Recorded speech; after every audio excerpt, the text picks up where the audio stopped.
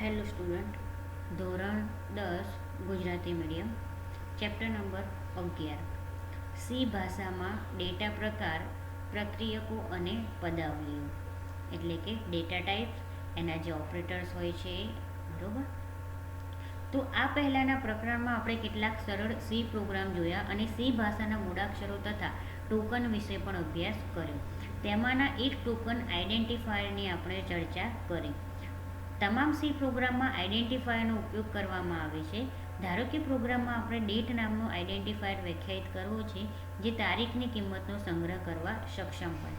તો આ આઈડેન્ટિફાયરમાં કઈ કિંમતનો સંગ્રહ થવો જોઈએ? આપણે તેમાં 12.50 કિંમત ઉમેરી શકીએ? તો જવાબ આવે ના, કેમ કે આઈડેન્ટિફાયર જો આ માટે યોગ્ય કિંમત 12 કે 13 જેવી 1 થી 31 વચ્ચેની કોઈ પણ પૂર્ણાંક સંખ્યા હશે. આ ઉદાહરણ દર્શાવે છે કે માત્ર આઈડેન્ટિફાયર નહીં, તેમાં સંગ્રહવામાં આવેલી કિંમત પણ મહત્વની છે. સી ભાષા કેટલાક કીવર્ડનો ઉપયોગ કરી આઈડેન્ટિફાયરમાં સંગ્રહિત કિંમતનો પ્રકાર નિશ્ચિત કરે છે અને આ કીવર્ડ નિશ્ચિત પ્રકારના ડેટા માટે રચવામાં આવેલા હોવાથી તેને ડેટા પ્રકાર કહેવામાં આવે છે.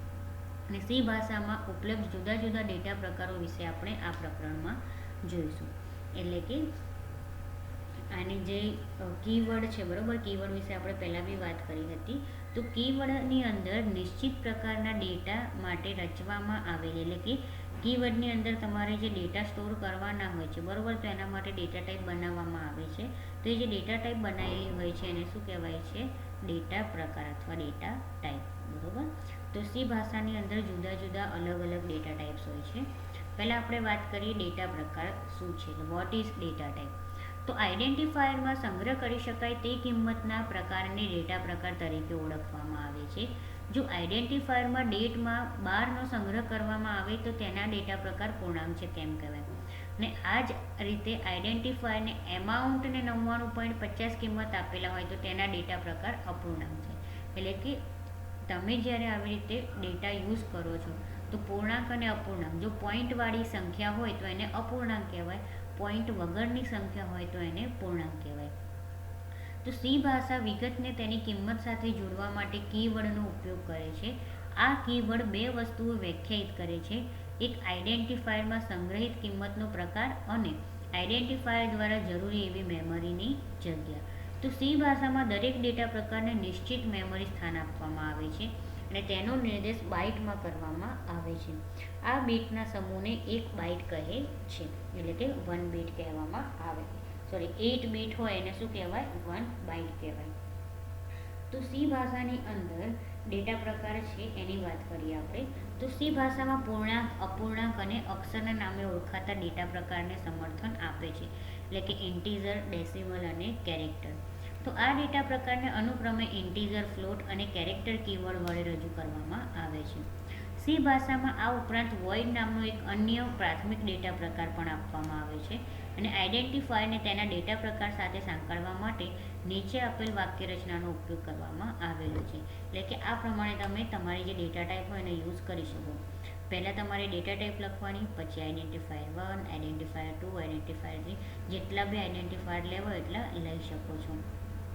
તો એ ચોરસ કૌંસમાં આપવામાં આવેલ લખાણ વૈકલ્પિક છે. હવે આપણે તમામ મૂળભૂત ડેટા પ્રકારો વિશે માહિતી મેળવીએ. એટલે કે પહેલાં તમારે ડેટા ટાઈપનું નામ લખવાનું, પછી તમારે જે આઈડેન્ટિફાયરો લખવાનું, એ તમે 1, 2, 3 જેટલા લખો એટલા લખી શકો છો. એવું નહીં કે 2 લખવા, 3 લખવા એ કમ્પલસરી છે. 1 લખો તો બી ચાલે, 2 લખો તો બી ચાલે, જેટલા તમારી રિક્વાયરમેન્ટ હોય એ પ્રમાણે તમારે આઈડેન્ટિફાયર લખવાના. તો અહીંયા આપણે પહેલાં વાત કરીએ પૂર્ણાંક વિશે, એટલે કે ઇન્ટીજર. પૂર્ણાંક વિશે વાત કરીએ તો આ પહેલાંના મુદ્દામાં આપણે જોયું કે ડેટ આઈડેન્ટિફાયરને 12 કિંમત આપી શકાય. એટલે કે ડેટ હોય બરાબર, તો ડેટની અંદર તમે 12 આપી શકો, કેમ કે ડેટ 1 થી 31 સુધીની હોય છે. તો એ 12 તમે લખો એ ડેટને ડેટા કહી શકાય. તો 12 એ પૂર્ણાંક સંખ્યા છે. ધન કે ઋણ સંપૂર્ણ સંખ્યા કે જેમાં અપૂર્ણાંક ભાગ આપવામાં આવ્યો નથી તેને પૂર્ણાંક કહે છે.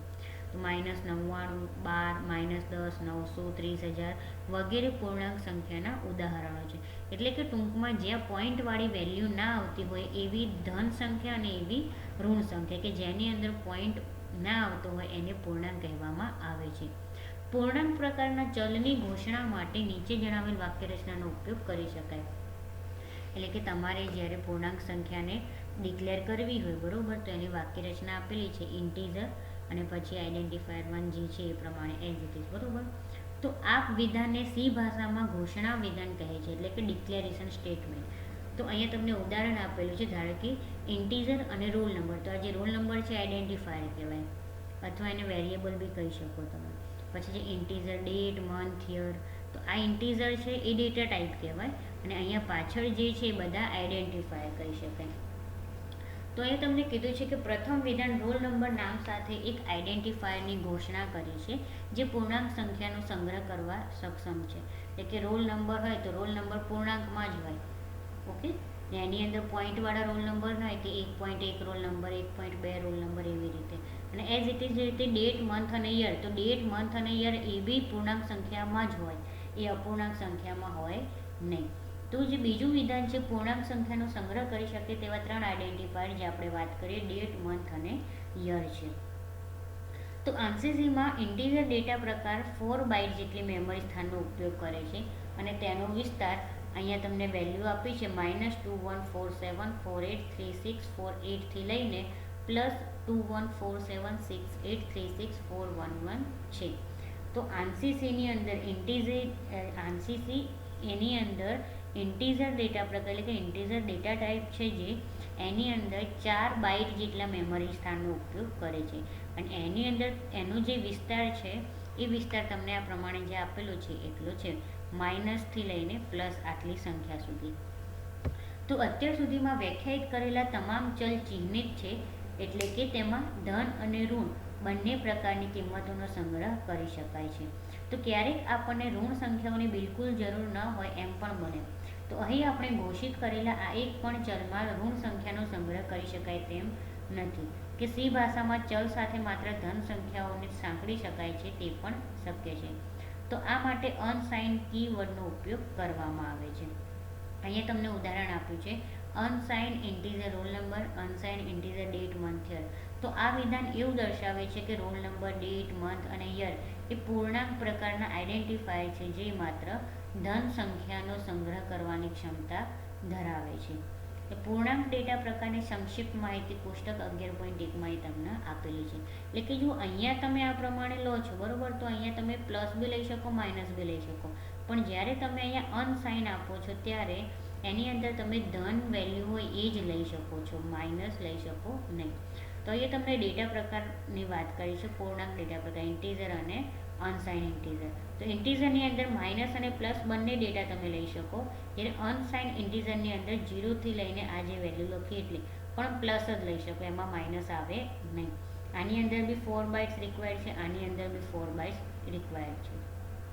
આને જ્યારે તમારે ડિક્લેર કરવું તો ઇન્ટીજર કરીને જે બેલેન્સ અમાઉન્ટ હોય આવી રીતે ડિક્લેર કરી શકો છો, જ્યારે આની અંદર અનસાઇન ઇન્ટીજર અને પછી એનું જે નામ, વેરિયેબલનું નામ હોય લઈ શકો છો.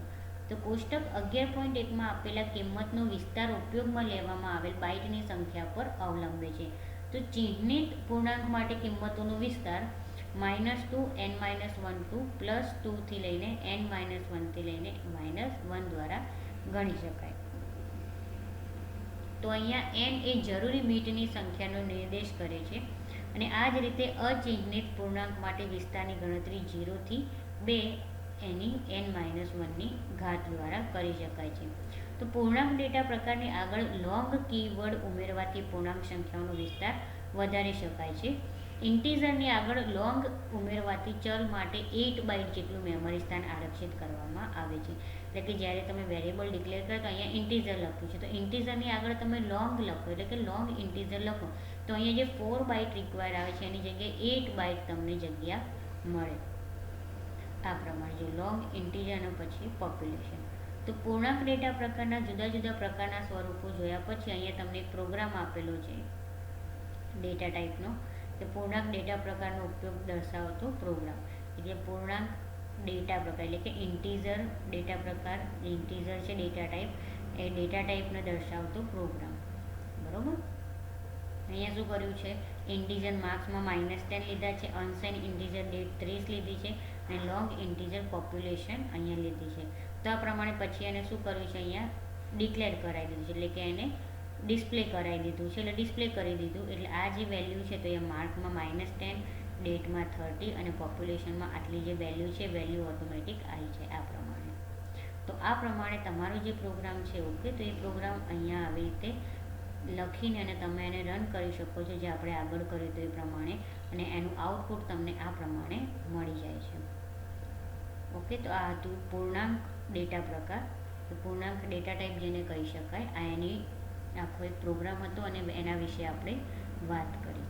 ઓકે, તો આ લેક્ચરમાં આટલું જ, બાકીનું આપણે પછીના લેક્ચરમાં જોઈશું.